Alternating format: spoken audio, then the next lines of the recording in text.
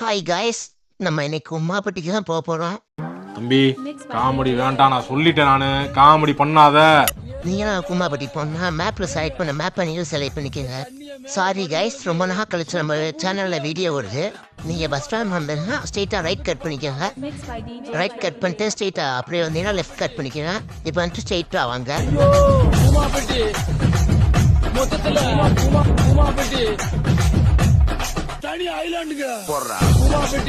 அதுக்கடுத்து ஒரு பாலம் இருக்கும். அந்த பாலம் தாண்டி ரைட் சைடு பாருங்க, ஒரு ஆர்ச் மாதிரி இருக்கும். அந்த ஆர்ச்ல இருந்து ரைட் கட் பண்ணி ஸ்ட்ரெயிட்டா போங்க. குமாபட்டி ஐலாண்டுக்கு வாங்க. ஐயோ